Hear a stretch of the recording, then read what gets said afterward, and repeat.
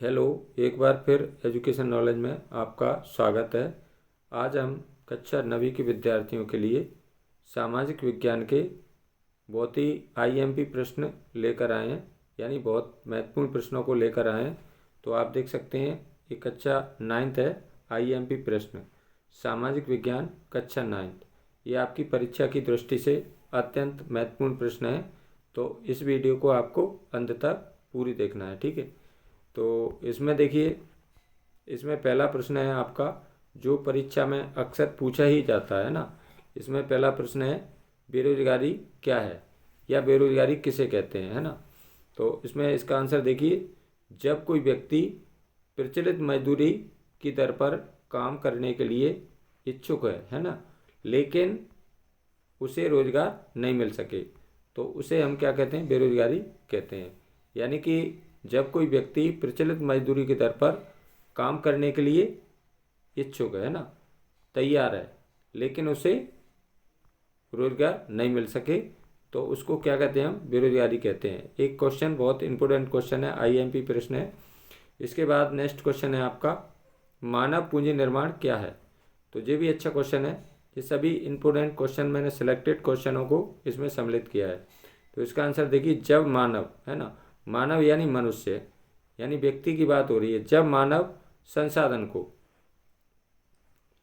शिक्षा तथा स्वास्थ्य द्वारा और अधिक विकसित किया जाता है, तब इसे मानव पूंजी निर्माण कहते हैं। यानी कि ये व्यक्ति की बात हो रही है, देखिए मानव की, मनुष्य की बात हो रही है।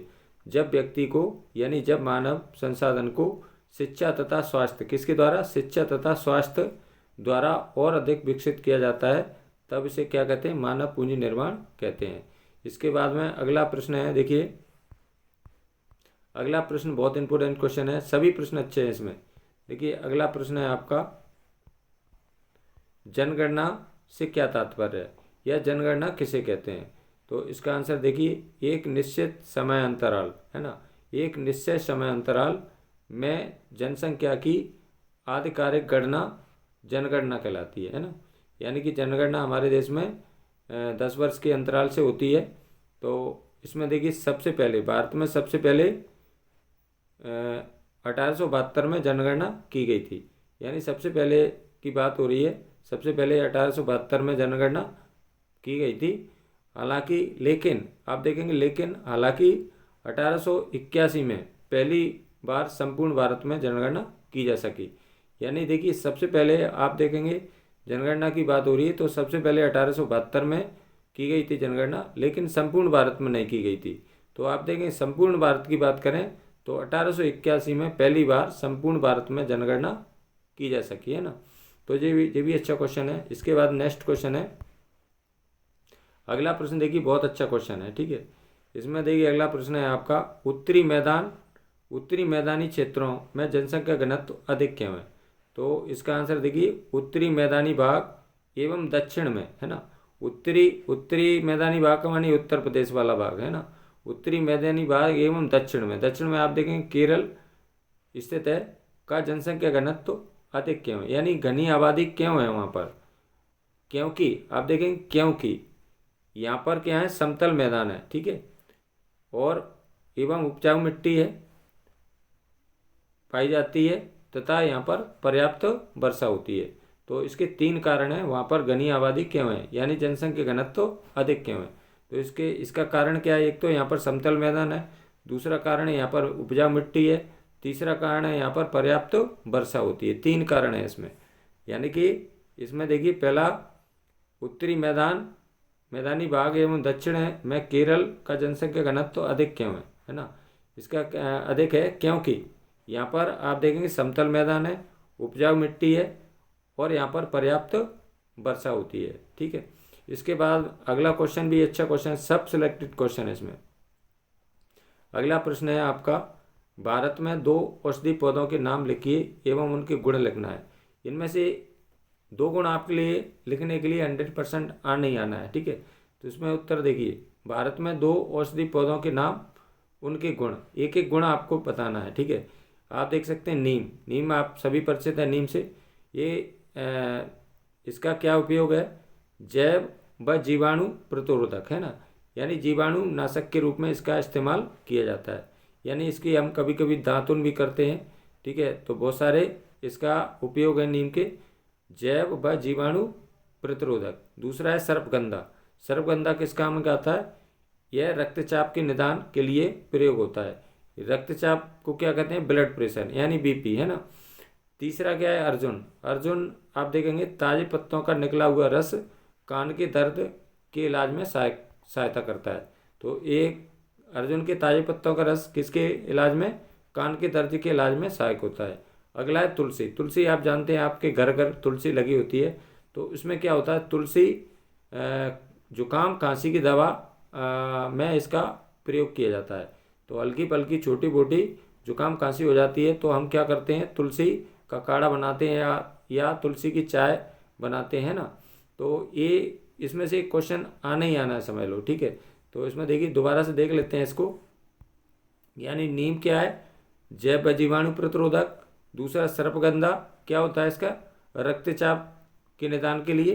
तीसरा अर्जुन, इसका ताजे पत्तों का रस निकला हुआ कान के दर्द के इलाज में। और चौथा है तुलसी, है ना, जुकाम खांसी की दवा में इसका प्रयोग किया जाता है। इसके बाद नेक्स्ट क्वेश्चन लेते हैं। अगला प्रश्न है देखिए वनों से हमें कौन कौन से लाभ प्राप्त होते हैं। ये भी अच्छा क्वेश्चन है। सब इसमें सिलेक्टेड क्वेश्चन मैंने लिए हैं। वनों के दो महत्व लिखिए या वनों से होने वाले दो लाभ लिखिए, ठीक है। इसमें देखिए वनों से होने वाले महत्व, वनों के दो महत्व, है ना। नंबर 1, इसमें वनों से हमें कई तरह के उत्पाद मिलते हैं, जैसे लकड़ी, है ना, जलाऊ लकड़ी प्राप्त होती है, कागज होता है, और दवाइयाँ, रेशम, मोम, लाख, गोंद, रबड़ इत्यादि, है ना। ये सभी उत्पाद हमें कहाँ से प्राप्त होते हैं? जंगलों से यानी वनों से प्राप्त होते हैं। दूसरा, वन ऑक्सीजन प्रदान करते हैं। वन हमें क्या कर देते हैं? ऑक्सीजन देते हैं, जिससे हम सांस लेते हैं। अगला पॉइंट है इसमें वन जलवायु को सम रखते हैं, है ना, जलवायु को सम बनाए रखते हैं। और वनों से हमें औषधियाँ प्राप्त होती हैं, यानी कई तरह की औषधियाँ जो दवाइयाँ होती हैं वो हमें कहाँ से प्राप्त होती हैं? वनों से प्राप्त होती है।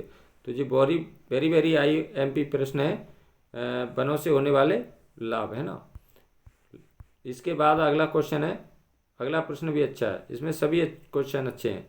नमामि गंगे परियोजना के दो उद्देश्य लिखिए। तो इसके उत्तर देखिए। नमामि गंगे परियोजना एक एकीकृत संरक्षण मिशन है।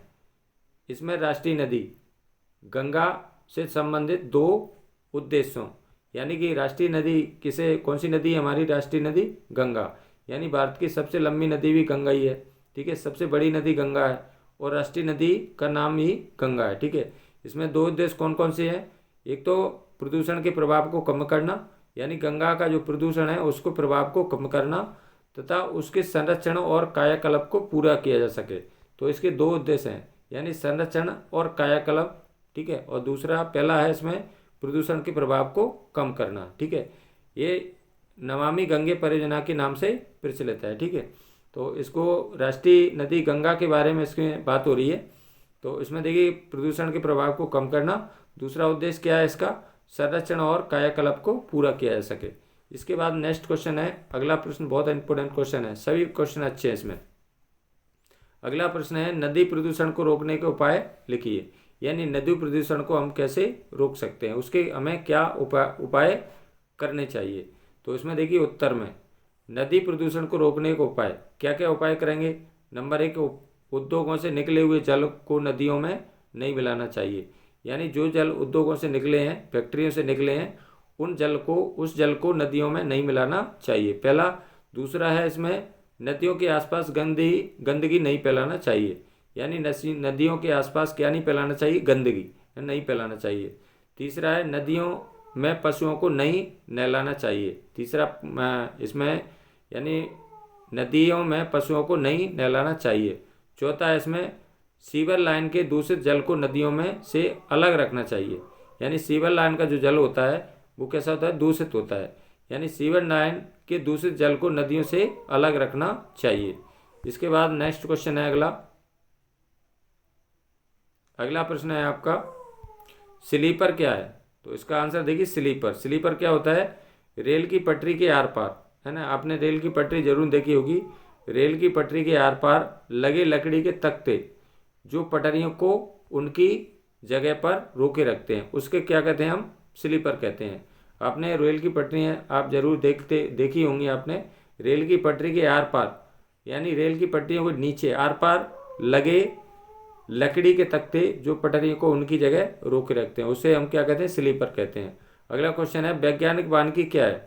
तो इसका आंसर देखिए, वैज्ञानिक वानिकी वन विभाग द्वारा पेड़ों की कटाई जिसमें पुराने पेड़ काटकर उनकी जगह नए पेड़ लगाए जाते हैं, उसको क्या कहते हैं, वैज्ञानिक वानिकी कहते हैं। वन विभाग द्वारा पेड़ों की कटाई जिसमें पुराने पेड़ काटकर, यानी पुराने पेड़ों को काटकर उनकी जगह नए पेड़ लगाए जाते हैं, उसे हम क्या कहते हैं, वैज्ञानिक वानिकी कहते हैं। इसके बाद अगला क्वेश्चन है आपका प्रश्न क्रमांक 11, बोल्शेविक द्वारा अक्टूबर क्रांति के बाद किए दो प्रमुख परिवर्तन, यानी कौन कौन से अक्टूबर क्रांति के बाद में कौन कौन से परिवर्तन हुए? तो दो परिवर्तन निम्न है। पहला परिवर्तन क्या है, ज़्यादातर उद्योगों और बैंकों का नवंबर 1917 में ही राष्ट्रीयकरण किया जा चुका था। तो आप देखेंगे उसमें रूसी क्रांति कब हुई थी, 1917 में हुई थी। तो ज़्यादातर उद्योग और बैंकों का राष्ट्रीयकरण किया जा चुका था।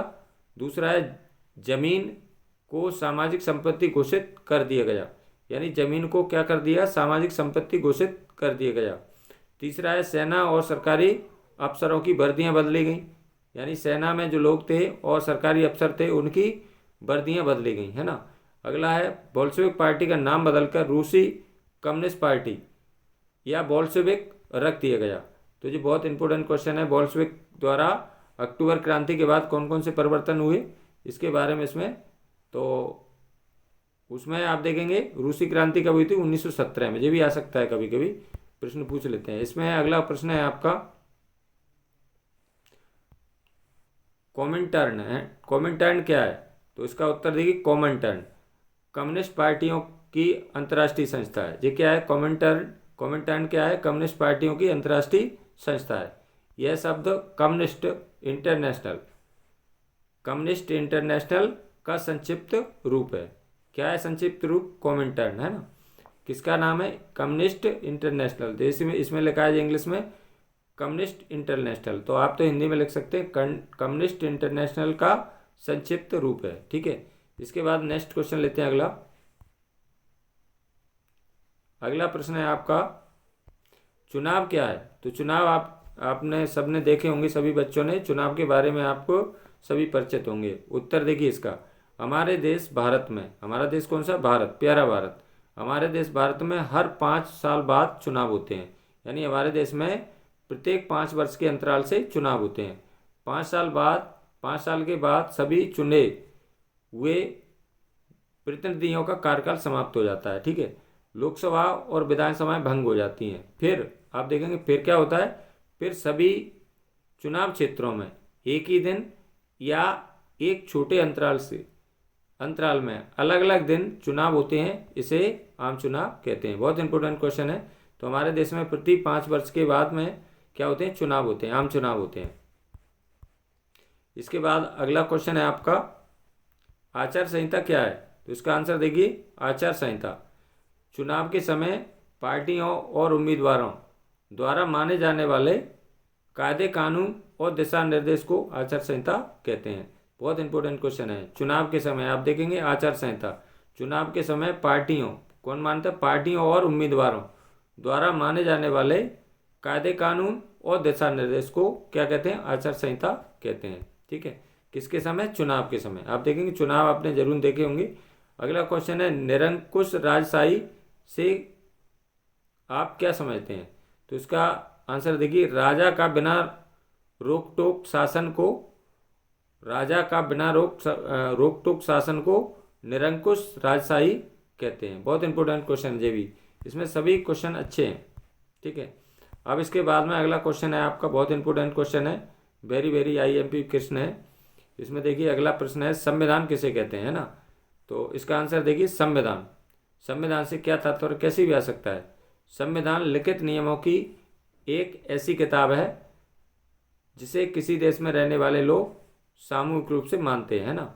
संविधान लिखित नियमों की ऐसी किताब है जिसे किसी देश में रहने वाले लोग सामूहिक रूप से मानते हैं। संविधान देश का सर्वोच्च कानून है। संविधान देश का क्या है? सर्वोच्च कानून। ठीक है।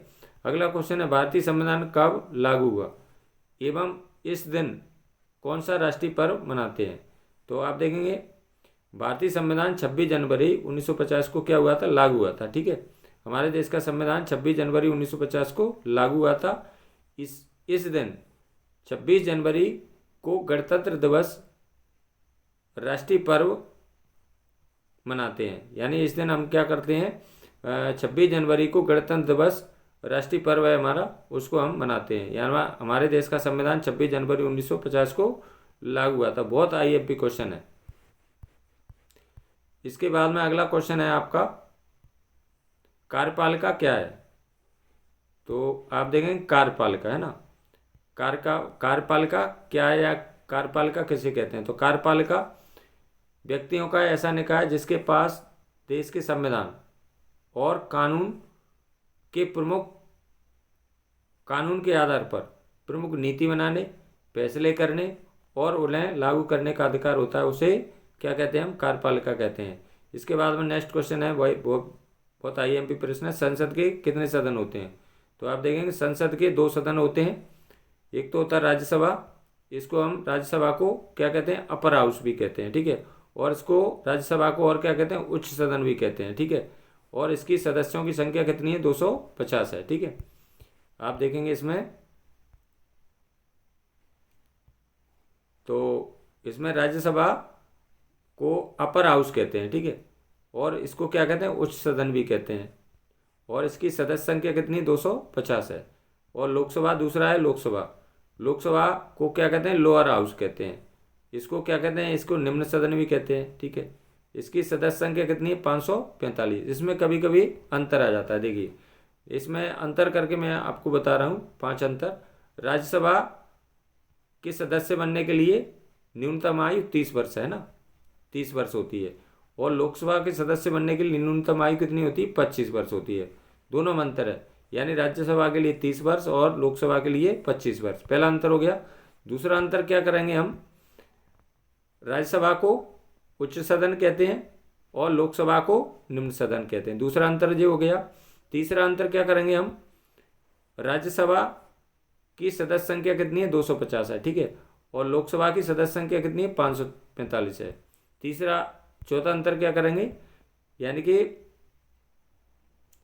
राज्यसभा स्थायी सदन है, ठीक है, और लोकसभा अस्थायी सदन है। ठीक है।